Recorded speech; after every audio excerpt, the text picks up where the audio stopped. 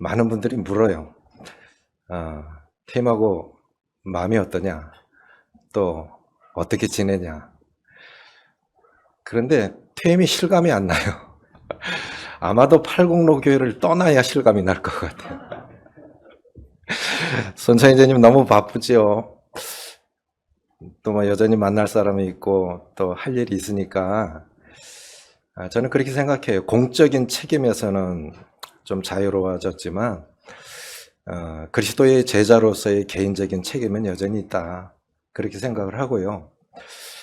모임 출신의 미국 신학교 교수님을 만났는데 이런 말씀을 하시더라고요.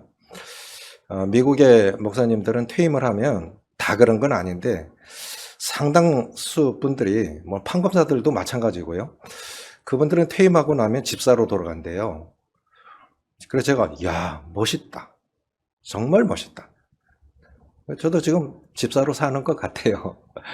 여전히 청소하고 할 거 있으면 하고 성도들 찾아가고 그래서 일할 거 있으니까 좋고 뭐 여러모로 그렇습니다. 그런데 이렇게 더 훌륭하신 형님들이 또 잘하고 계신 일을 잘 알고 계시고 잘하고 계신 일을 말하라고 하니까 더 조심스럽습니다.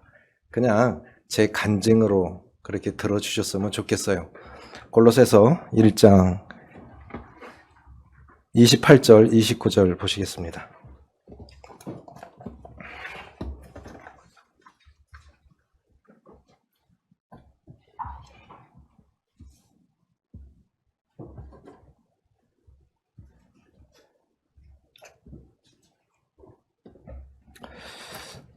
골로새서 1장 28절, 29절 같이 읽으시겠습니다. 시작. 우리가 그를 전파하여 각 사람을 권하고 모든 지혜로 각 사람을 가르침은 각 사람을 그리스도 안에서 완전한 자로 세우려 함이니 이를 위하여 나도 내 속에서 능력으로 역사하는 이의 역사를 따라 힘을 다하여 수고하노라.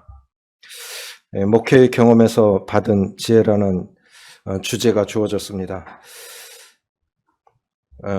내 자식 키울 때는 정신없이 키워가지고 뭐 기억도 별로 없는 것 같아요. 그런데 이제 손주를 보니까 너무너무 예쁜데 몸이 못 따라가요.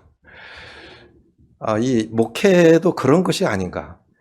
목회를 할 때는 정신없이 하다 보니까 뭘 했는지도 모르겠고 퇴임을 하고 나니까 이게 목회구나. 윤곽은 잡히는데 이제 몸이 안 따라가는 거예요. 맞을 때쯤 되니까 뭐 설교가 뭔가가 조금 느껴지는 것 같고 한데 할 때는 몰랐는데 좀 그런 느낌이 듭니다. 제가 목회하면서 제 개인적인 그렇게 간증으로 들어주셨으면 좋겠고요. 한 4가지 정도가 생각이 나요. 첫째는 뭐냐면 목회 경험에서 받은 첫 번째는 거듭난 성도들을 성숙한 성도로 또 헌신된 일꾼으로 세워가는 것이 목회의 본질이다. 그렇게 생각이 되죠. 그것이 가장 중요한 것이 아니냐. 여기서 보면 우리가 그를 전파하여, 첫째는 복음을 전해야 가르칠 사람이 있지 않습니까? 나아야 기를 수 있지 않습니까? 우리가 그를 전파하여. 근데 여기서 반복된 단어가 뭐냐면 각이라는 거예요. 우리가 그를 전파하여 각 사람을 권하고 각 사람을 가르치면 각 사람을 그리스도 안에서 완전한 자로 세우려 함이라. 사도행전에서는 제자라는 단어가 많이 나오는데 이후 서신서에서는 제자라는 단어가 없습니다. 그런데 그 제자라는 단어가 완전한 자로 바뀌어서 말하고 계신 거예요. 그러니까 결국은 뭐냐면 복음을 전해서 구원받은 성도들을 성숙한 자로 헌신된 일꾼으로 키워가는 것이 목회의 본질이다. 그렇게 생각이 되어지고 미국 서부 개척 시대에 역마차가 있었지 않습니까? 그런데 그 역마차에 그렇게 의자가 작지만 1, 2, 3등석이 있었다고 그래요. 그 차이는 뭐냐? 1등석 산 사람은 이제 역마차가 비포장도로 달리다 보니까 고장도 많이 나고 하는데 진흙탕에 빠지든지 바퀴가 빠지든지 이렇게 고장이 나면 1등석을 산 사람은 안 내린대요. 2등석을 산 사람은 내려야 된대요. 근데 돕지 않는 거예요. 그럼 3등석을 산 사람은 비용을 싸게 낸 대신에 내려서 마부와 함께 그걸 도와야 되는 거예요. 그래서 마부는 3등석에 누가 탔는가를 봐야 된답니다. 3등석 탄 사람이 누군가. 그걸 눈여겨봤다가 고장이 나면은 그 사람과 함께 이걸 고쳐서 달려야 된대요. 옛적에 조성호 형님이 이런 말씀을 하셨는데, 모임의 가장 취약한 문제가 뭐냐 했을 때, 구원받은 후에 한 5년 정도 지나면 성도들이 신앙의 평준화가 되더라. 제 그 말이 마음에 늘 있어요. 어느 정도 시기가 지나면 다 똑같아요. 다 똑같아요. 그럼 1등석에 탄 사람은 1등석에 탄 사람과 같은 성도들은 뭐냐면 일은 안 하고 대접받으려고 하는 사람. 2등석에 탄 사람과 같은 성도들은 구경꾼. 애는 안 먹이는데 참여하지 않습니다. 3등석에 탄 이분들이 이제 헌신적인 일꾼들이에요. 3등석에 탄 사람들. 아주 헌신적으로 일하는 분들. 개미의 저자 베르나르 베르베르의 책을 읽어보면 개미 5권씩 그렇게 짓지 않습니까? 근데 그분이 개미가 다 부지런한 것 같죠? 안 그렇대요. 그 중에 우리가 8대2 법칙이라는 게 있잖아요. 그 중에 20%만이 아주 부지런하답니다. 그래서 그 20%만 모아놨는데 거기서 또 8대2가 갈리더래요. 그럼 어쩔 수 없는 거예요. 어쩔 수 없는 거예요. 그러나 우리가 그냥 나눴다고 자식은 아니잖아요. 잘 길러내야 되잖아요. 성도들도 그렇지 않습니까? 수가 문제가 아닌 것 같아요. 규모가 문제가 아닌 거예요. 그래서 결국 교회는 사이즈의 문제는 아니라는 거죠. 얼마나 건강하냐. 예적에 어느 분이 그런 말씀하셨다고 하는데, 죄와 하나님을 무서워하지 않는 것 외에는 무서워하지 않는 사람, 헌신된 사람 100명만 주십시오. 그러면 내가 세상을 변화시키겠습니다. 그 교회가 얼마나 건강한 교회냐.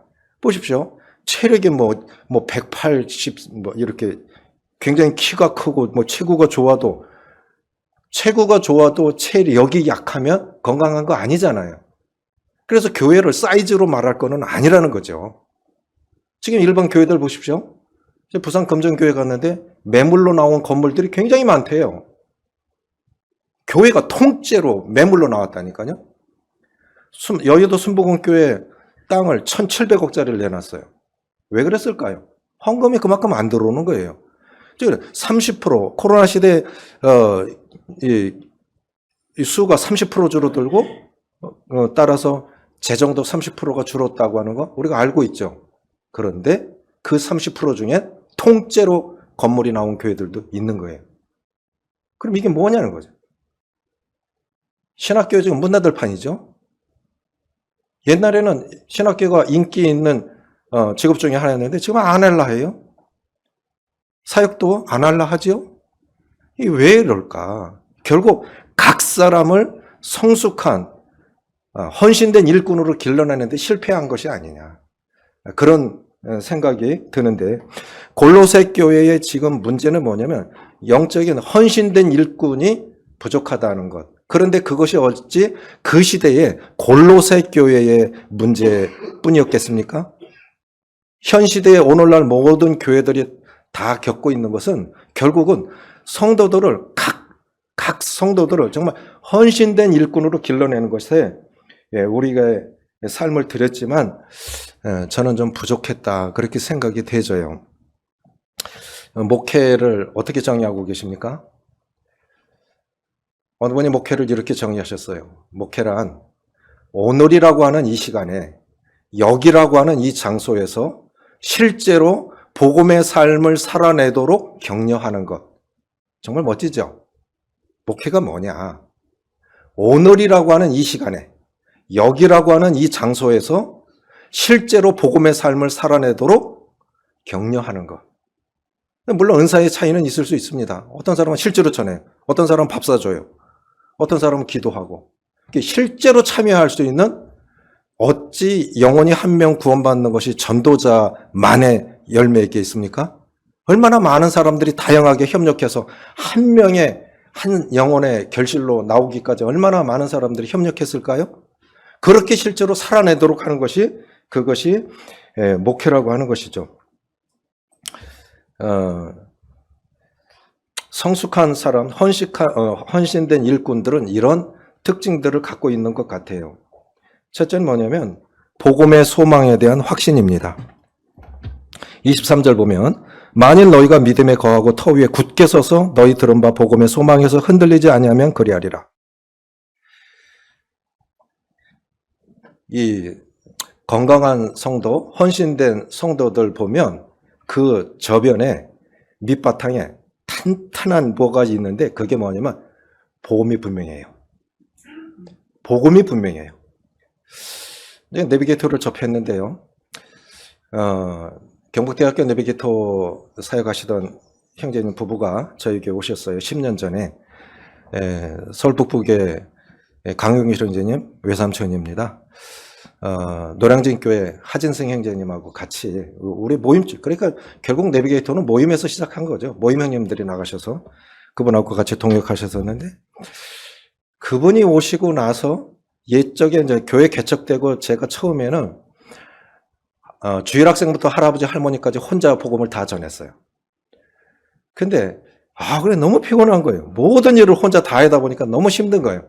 그런데 그분이 이제 전립선 암을 앓고 계셔서 그분이 집중 못 하시고 저는 경북대학교 내비게이터 사역하시는 형제님한테 가서 2년간 훈련을 받았어요.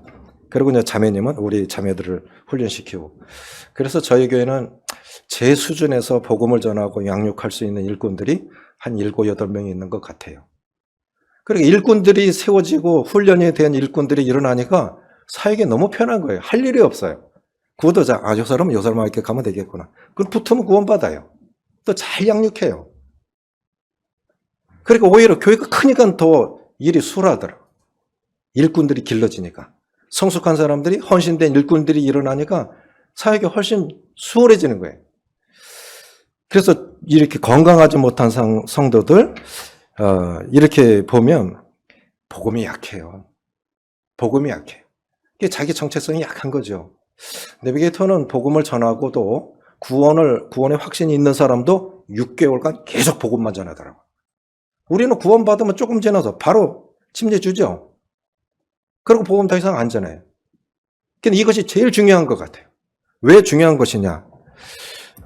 이 복음이 분명하면 그 위에 보면 22절에 이제는 그의 육체의 죽음으로 말미암아 화목하게 하사 너희를 거룩하고 흠없고 책망할 것이 없는 자로 그 앞에 세우고자 하셨으니 이렇게 거룩하고 흠없고 책망할 것이 없는 성숙한 성도 또 헌신된 일꾼이 되는 첫 번째 이유는 만일 너희가 믿음에 거하고 터 위에 굳게 서서 너희 들은 바 복음의 소망에서 흔들리지 아니하면 그리하리라. 그러니까 복음이 확실한 사람들이 이 뿌리를 확실하게 내렸을 때 건강한 성장을 이룰 수 있다고 하는 거죠. 그러니까 건강하지 못하다는 건 복음이 약해요. 그래 교회들이 이 한국에도 교회가 얼마나 많습니까? 그렇게 왜 이렇게 영향력이 약할까? 교회가 복음이 약하니까 그렇다. 그렇게 생각이 되어지고 초대교회 시대에는 건물도 없고 재산도 없었는데 세상을 뒤집어 놨어요. 그 차이가 지금과 뭘까? 그 시대는 복음이 능력이 있었어요. 근데 지금은 복음이 약한 거예요.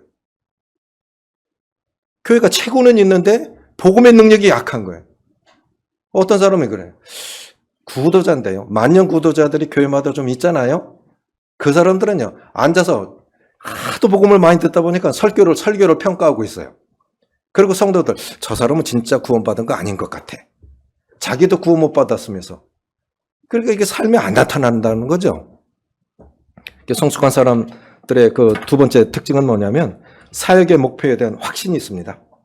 25절에 보면 내가 교회의 일꾼 된 것은 하나님이 너희를 위하여 내게 주신 직분을 따라 하나님의 말씀을 이루려 함이니. 하나님의 말씀, 하나님의 뜻, 그건 하나님의 기대가 아니겠습니까? 우리가 단순히 구원받아 천국 가라고 우리 구원하신 거 아니잖아요. 우리가 자녀 낳을 때도 그렇지 않습니까? 쓸모있는 인간 되라고 우리가 자녀들 양육하는 거 아닙니까? 그 한 사람을 통해서 하나님이 이루실 위대한 일들 잘 길러내고 잘 훈련시킨다면 그 한 사람을 통해서 얼마나 큰 일들을 하나님이 하시겠어요. 그러니까 이 성숙한 사람, 헌신된 일꾼의 두 번째 특징은 사역의 목표에 대한 확신이다. 그렇게 생각이 되어집니다. 세 번째는 뭐냐면 고난의 가치에 대한 확신이 있어요. 근데 어린 성도들은 고난 당하면 떨어져 나가거나 방황합니다. 그 차이가 뭘까? 성숙하지 않았으니까 방황하고 교회 밖으로 돌고 기쁨도 없고 평안도 없고 28절에 봅니까? 우리가 그를 전파하여 각 사람을 권하고 모든 지혜로 각 사람을 가르치면 각 사람을 그리스도 안에서 완전한 자로 세우려 함이니 이를 위하여 나도 내 속에서 능력으로 역사하는 이의 역사를 따라 힘을 다하여 수고하노라. 힘을 다한다는 것이 에너지를 완전히 소진시킨다는 뜻인데 이것이 인간적인 노력만이 아니라 성령의 능력을 힘입어서 하여간 내 모든 걸 불태워서 성도들 한 사람 한 사람을 성숙한 성도로 헌신된 일꾼으로 키워간다고 하는 그런 뜻이라고 그렇게 생각이 되어집니다. 결국 교회 세상에 넘쳐나는데 그렇게 영향력을 미치지 못하고 하는 것은 우리가 이 성도들을 그만큼 성숙한 성도로 헌신된 일꾼으로 못 길러낸 이유가 있지 않나 그렇게 생각이 들어요. 그래서 퇴임하고 나니까 내가 진짜 목회를 잘했나 잘못했나 그게 오히려 돌아봐지고 그래서 오늘날 교회들이 좀 건강해졌으면 좋겠다 하는 생각이 되어지는데 저희 교회 성도들 자랑하는 것 중에 하나가 있어요. 코로나 시대에 들어오고 나서 기독교 인구도 재정도 30% 줄었다고 하는데 우리는 재정이 20%가 늘었다. 이게 기적 아니냐. 그래 다른 교회 다니는 사람들이나 이 사람들한테 이렇게 그런 일도 있어? 그러니까 알짜배기만 있으니까 이렇잖아. 알짜배기만 있으니까. 그래 그렇게 줄어들고 없어진다고는 그건 쭉정이들이 있으니까 그런 거 아니냐. 오히려 그것이 간증이 된 거예요. 제가 이제 두 번째 이 목회 사역을 통해서 받는 교훈은 뭐냐면 사역은 사람의 힘으로 할 수 없다고 하는 것입니다. 스가랴 4장 6절에 보면 만군의 여호와가 이르노라 이는 힘으로 되지 아니하며 능으로 되지 아니하고 오직 나의 영으로 되느니라. 물론 스룹바벨에게 스룹바벨 성전을 이제 재건하기 위해서 하나님의 격려의 말씀으로 주신 것인데 저는 그것이 늘 사역 시작할 때부터 그 말씀이 제 마음에 새겨져 있었어요. 이는 힘으로 되지 아니하며 능으로 되지 아니하고 오직 나의 영으로 되느니라. 또 고린도전서 15장 10절에도 그렇게 사도 바울이 그런 말을 하지 않습니까? 그러나 내가 나된 것은 하나님의 은혜로 된 것이니 내게 주신 그 은혜가 헛되지 아니하여 내가 모든 사도보다 더 많이 수고했으되 내가 한 것이 아니오 오직 나와 함께 하신 하나님의 은혜로라. 어느 분이 경건한 분이 돌아가셨는데 돌아가시고 나서 그분의 유품을 정리하는 중에 성경을 보니까 저도 성경 굉장히 지저분하겠어요. 우리가 다 기억 못 하잖아요. 근데 제 성경 속에는 뭐 설교가 엄청나게 빼곡하게 적혀 있어요. 결국 기록된 것만 남는 거잖아요. 근데 그분의 유품을 정리하다 보니까 성경 맨 앞에 뭐라고 써 있느냐면 그 사역자였습니다. 감사하게도 나는 이 사역이 하나님의 은혜로만 가능한 것임을 깨달았다. 그렇게 써 있더라는 거예요. 자, 저보다 훌륭하신 분, 은사도 훌륭하고 인격도 훌륭하고 그런 분들도 어려움을 당하는 것을 봤습니다. 그럼 퇴임하면 끝나느냐? 일반교회 목사님의 간증을 들어보니까 퇴임하고 망가진 목사들도 많대요. 그건 제 마음 똑같아요. 오히려 퇴임하고 나니까 더 조심스러워요. 이 사역을 할 때보다 퇴임하고 나서 더 조심스러워요. 왜냐니까 말 많이 하면 간섭하는 것 같고 이렇게 하는 것 같아서 말도 더 아끼게 되고 퇴임하고 나서 더 좋은 모습을 보여줘야지. 더 조심스러워요.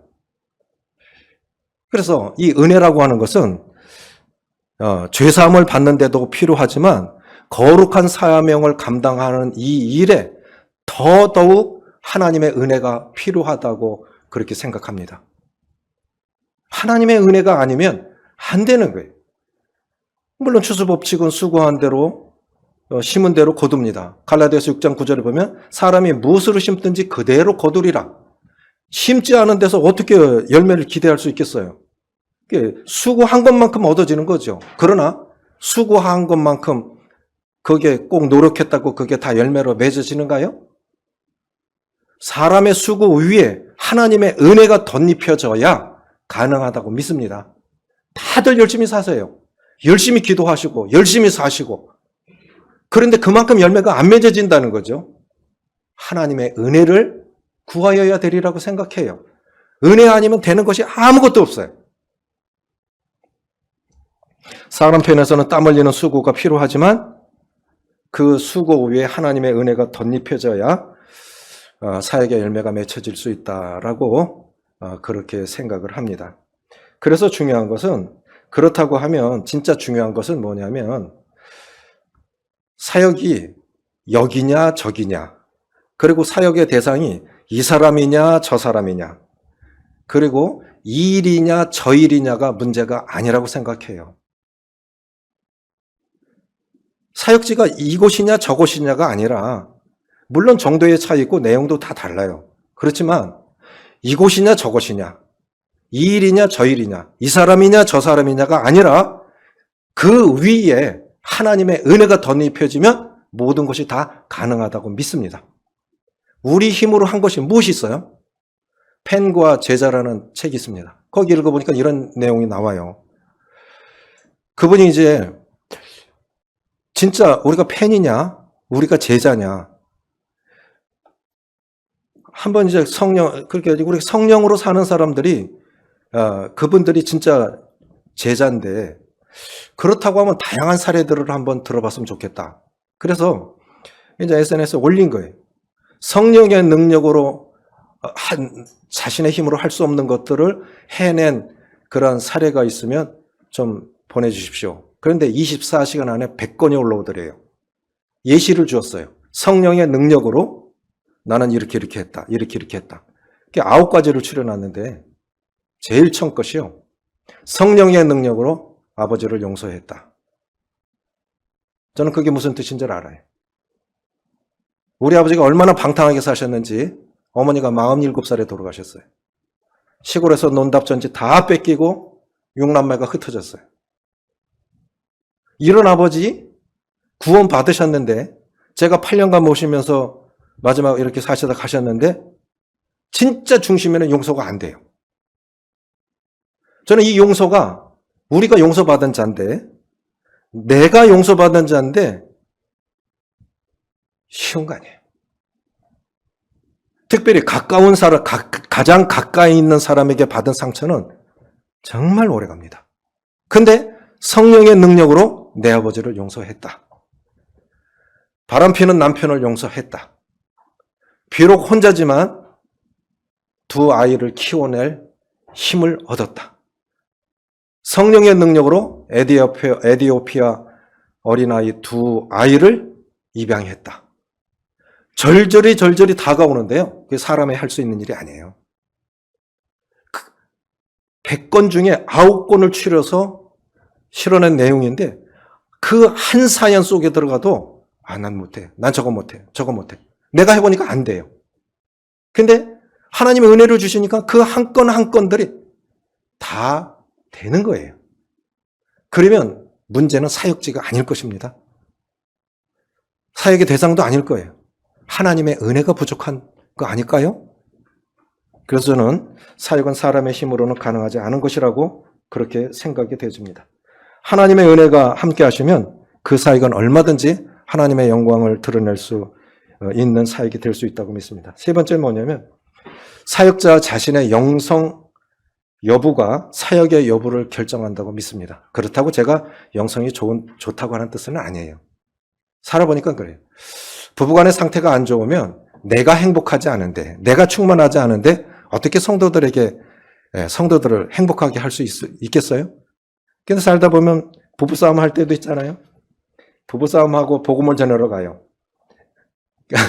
그래도 연기를 하잖아요. 복음을 전해야 되니까. 그래도 구원은 받더라고요. 성도 간에도 참 쉬운 일은 아니죠. 이제 사도행전 20장 28절에 보면 사도 바울의 에베소 장로들을 밀레도에 불러놓고 이런 말을 하죠. 여러분은 자기를 위하여 온 양떼를 위하여 상가라. 성령께서 너희를 감독자로 삼고 하나님의 핏값으로 사신 교회를 치게 하셨느니라. 자, 두 가지 부탁을 하죠. 너희는 자기를 위하여 온 양떼를 위하여 상가라. 그러면 결국 이 사역은 두 가지인 것 같아요. 자기 영성 관리, 성도들의 영성 관리. 근데 먼저는 자기를 위하여. 너희는 자기를 위하여, 양떼를 위하여. 이 영성의 정의하기는 참 어려운 것 같습니다. 뭐 다양하게 영성을 정의하고들 계신데 이 영성은 기독교에만 있는 용어는 아니에요. 그러나 기독교적 영성은 뭘까 했을 때 어느 분은 보이지 않는 영을 보이는 영으로 살아내는 것이다. 열왕기하 2장에 보면 엘리야가 엘리사에게 이런 말을 하죠. 하나님께서 나를 부르시기 전에 내가 구할 것을 얘기해라. 그러니까 엘리사가 당신의 삶 속에서 역사하시는 성령의 역사가 배가 된 능력이 내게 있었으면 좋겠습니다.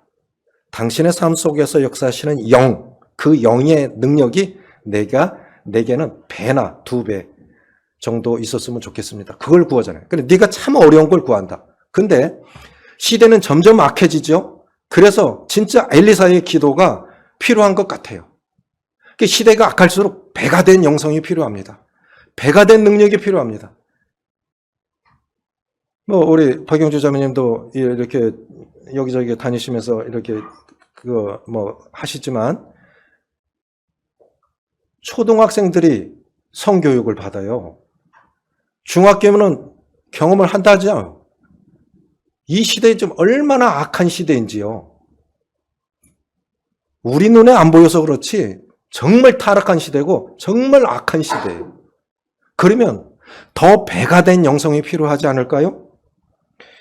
목회자들의 목회자라고 하는 유진 피터스는 이렇게 정의를 했는데 자기 정체성의 핵심을 이루는 눈에 보이지 않는 내면에 쏟는 관심이 영성이다. 근데 그 아버지가 정육점을 운영하셨나 봐요. 그러니까 영성이라는 게 꼭 기도하고 교회 가서 뭐 하고 그래서 영성이 오는 게 아니고 돼지고기를 썰면서도 우리가 영성을 키울 수 있는 것이다. 가장 중요한 것은 자기 정체성의 핵심을 이루는 눈에 보이지 않는 그러한 내면에 쏟는 관심이다라고 하는 것이죠. 그래서 결국은 영성, 사역자의, 목회자의 영성의 여부가 사역의 여부를 결정한다고 그렇게 믿습니다.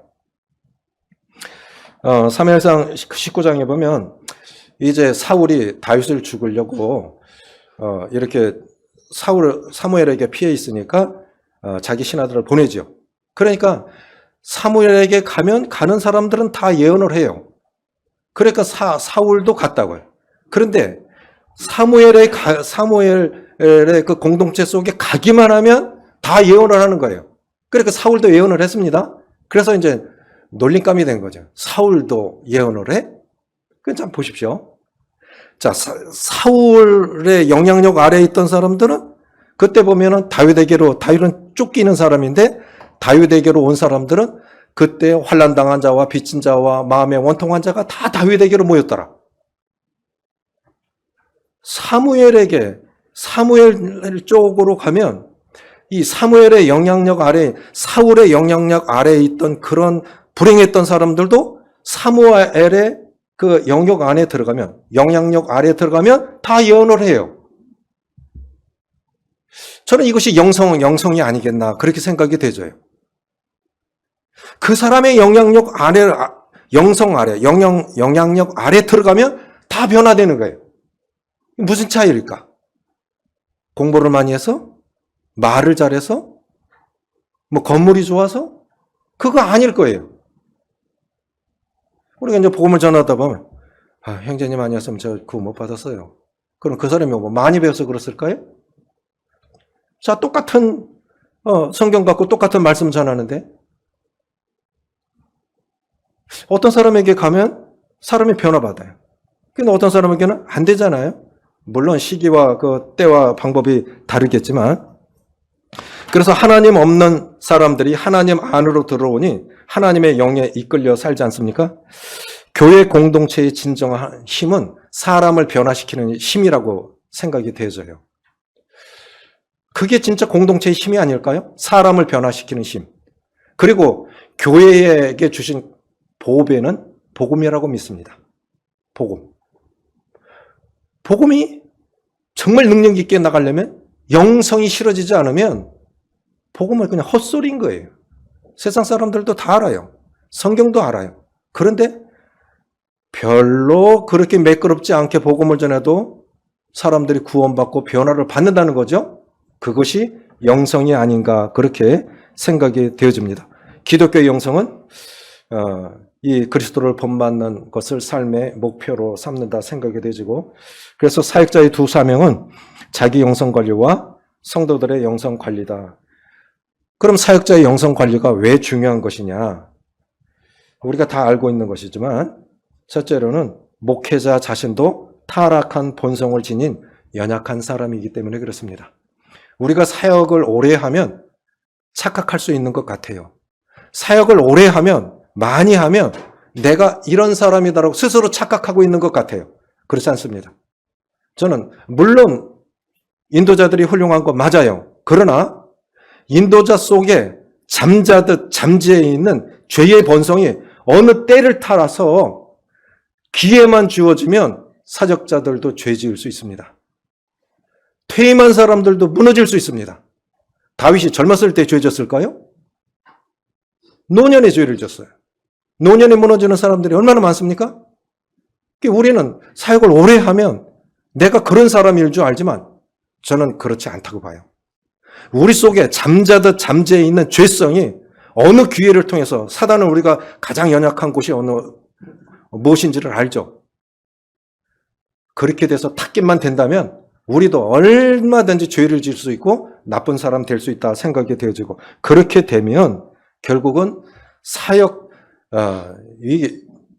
우리가 거룩한 삶에서 무너지게 되면 결국은 우리가 이 사역자의 영성을 정말 잘 키워가야 할 첫 번째 이유는 우리도 죄성을 가진 연약한 자이다. 두 번째는 목회자는 주목받는 자리에 있기 때문에 더 조심해야 돼요. 사실은 자녀들이 가장 상처받는 것은 부모들한테 상처받습니다. 우리는 잘한다고 네 잘 되라고 하는 거야. 자녀들은 그렇게 생각 안 해요. 오래전에 전국 수능 모의고사에서 1등한 애가 수성고에서 나왔어요. 대구 수성고에서.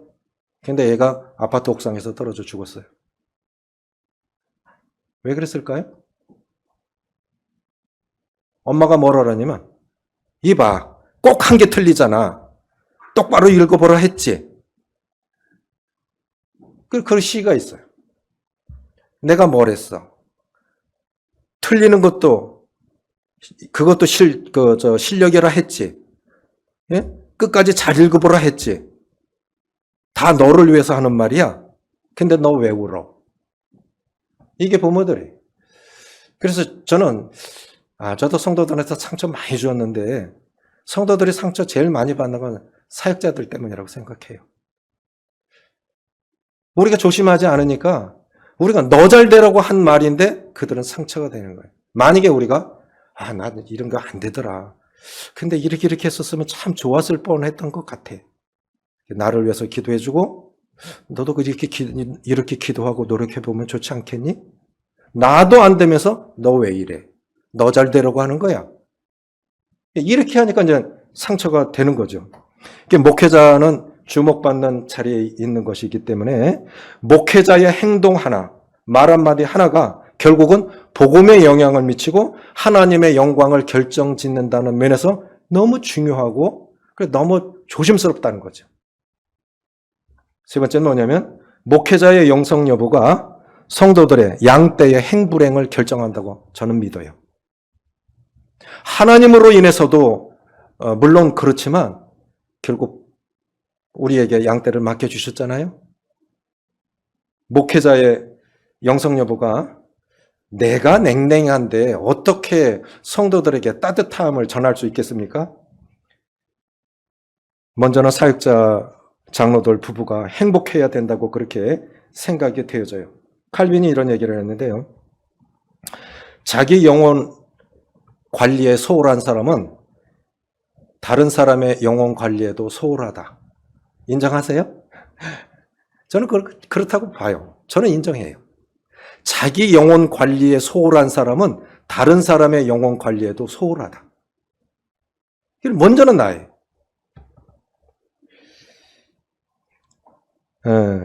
시편 78편 72절에 보니까 이에 그가 그들을 자기 마음의 완전함으로 기르고 그의 손에 능숙함으로 지도하였도다. 그래서 이 다윗의 지도력을 보면 두 가지인 것 같아요. 하나는 인격적 지도력, 하나는 전문적 지도력. 자기 마음의 완전함으로 기르고, 이것이 인격이 아니겠습니까? 다윗의 인격이 얼마나 훌륭합니까?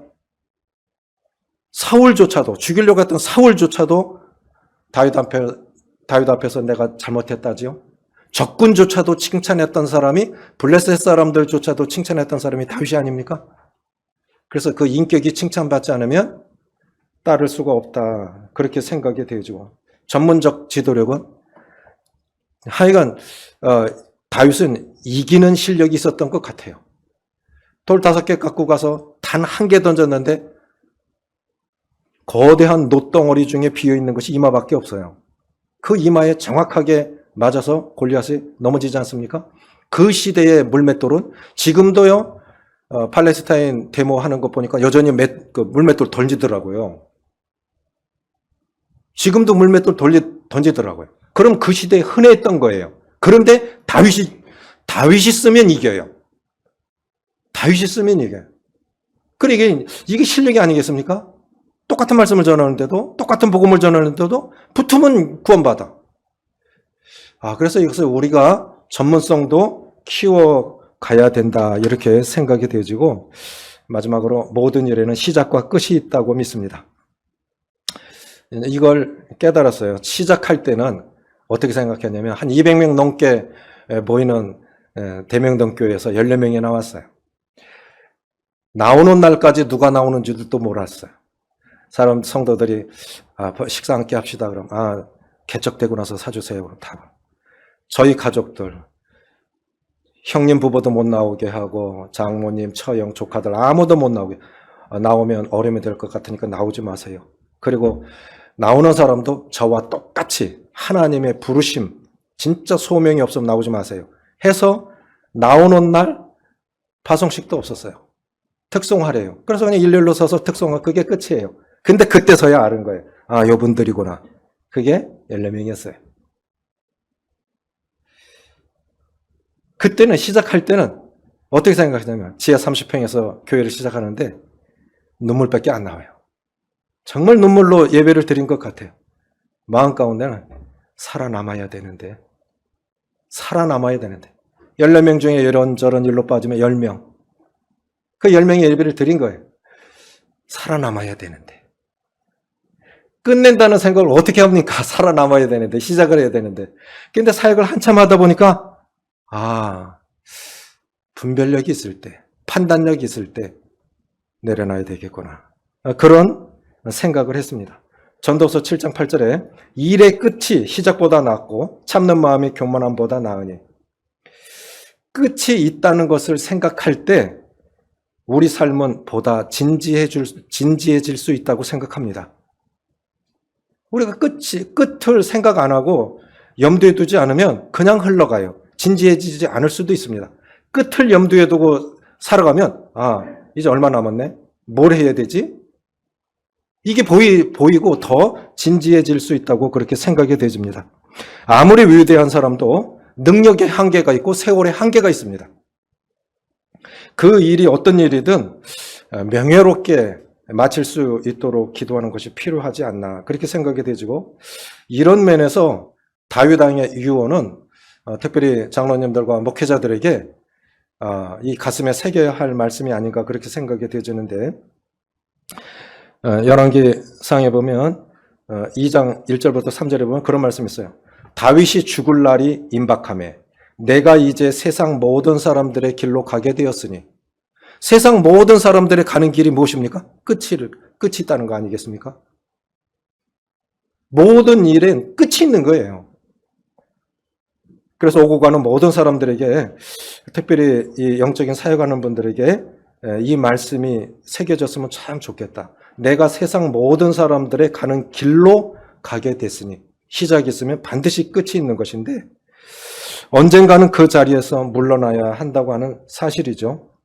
소년 다윗은 물맷돌 하나로 골리앗, 이 거대한 놋덩어리 골리앗을 죽일 수 있었지만 늙은 다윗은 블레셋 사람들과 싸울 때 부하 장수들이 돕지 않았으면 죽었을 거예요. 이게 세월의 한계와 능력의 한계가 있는 거죠. 그런데 다윗이 잘한 게 뭐냐? 호주 형님들은 그 물맷돌 돌 5개를 여기에 비유하셨던데 결국 블레셋 장군 5명 중에 1명 골리앗은 다윗이 죽였고 나머지 4명은 골리앗의 형제나 다른 골리앗 그 장수들은 다윗의 부하 장수들에 의해서 죽었어요. 5개가 그렇게 다 쓰임 받은 거죠. 결국 다윗이 잘한 게 뭐냐? 자기 같은 사람을 길러냈다는 거죠. 늙었을 때 어려움이 없었던 게 자기 같은 사람을 길러냈으니까 블레셋 사람과의 전투에서 이길 수 있었다. 그래서 정말 중요한 건 복음을 전해서 교회가 거룩한 성장을 이루어서 세상에 거룩한 영향력을 미치는 것이 맞지만 정말 중요한 헌신된 일꾼, 정말 주님을 위해서 살고자 하는 정말 이런 일꾼들을 길러내지 않으면 그 사역이 바르게 사역한 것인가? 저는 개인적으로 그렇게 생각이 되어집니다. 만약 그때 다윗의 용사들이 위기에서 건져주지 않았다면 다윗은 죽었을 거예요. 저는 이런 면에서 주님은 평생 그렇게 사셨던 것 같아요. 요한복음 16장 28절에 보면 주님 이렇게 말씀하셨는데요. 내가 아버지에게서 나와 세상에 왔고 다시 세상을 떠나 아버지께로 가노라. 2 단어예요. 하나는 왔고 가노라. 이걸 늘 염두에 두셨던 것 같아요. 그러니까 내가 지금은 내 죽을 때 안 됐어. 주님 죽음을 늘 말씀하고 계시잖아요. 내가 아버지에게서 나와서 세상에 왔고 다시 세상을 떠나 아버지께로 가노라. 주님 평생 그렇게 사셨던 것 같아요. 짧은 생을 사시면서도 그 길을 가셨던 것 같아요. 그런데 우리는 시작은 잘하는데 마치는 걸 생각을 그렇게 많이 염두에 잘 안 두는 것 같아요. 그래서 하나님의 사람, 진정한 리더는 아직 힘이 있을 때 미래를 준비하는 것이 중요하다고 그렇게 생각이 됩니다. 여호수아에게도 그런 순간이 왔습니다. 이제는 무대에서 퇴임할 준비를 하라는 뜻인데요. 여호수아 13장 1절에 보니까 여호수아가 나이 많아 늙음에 여호와께서 그에게 이르시되 너는 나이 많아 늙었고 얻을 땅은 매우 많이 남아있도다. 그러니까 이건 무슨 말씀이냐? 그냥 죽을 준비해 이 뜻이죠. 죽을 준비해, 마감할 준비해. 그래 이건 다른 뜻으로 얘기하면 아직 분별력이 있을 때, 아직 판단력이 있을 때 끝을 준비해. 이 뜻이겠죠. 교회들이 수적으로는 어느 정도 되는데요. 사역의 계승이라는 점에 있어서는 이건 지극히 제 개인적인 분별인데 참 염려되는 건 많이 있어요. 얼마나 갈까? 얼마나 살아남을 수 있을까? 제 개인적으로는 빨간불이 아닌가. 그렇게 생각해요. 얼마나 갈까? 얼마나 살아남을 수 있을까? 결국 사역의 계승이 안 된다면 하나님의 사람이 가면 하나님의 역사도 그치는 것인데 얼마나 갈까? 개인적입니다. 그래서 누구에게나 찾아오는 순간이지만 그 자리에서 내려오는 것이 생각처럼 쉽지 않습니다. 결단과 용단이 필요하다고 생각이 되어지고 그래서 이제 마지막으로 드리고 싶은 것은 서로가 서로에게 자랑이 되었으면 좋겠습니다. 성도들은 목회자가 자랑스럽고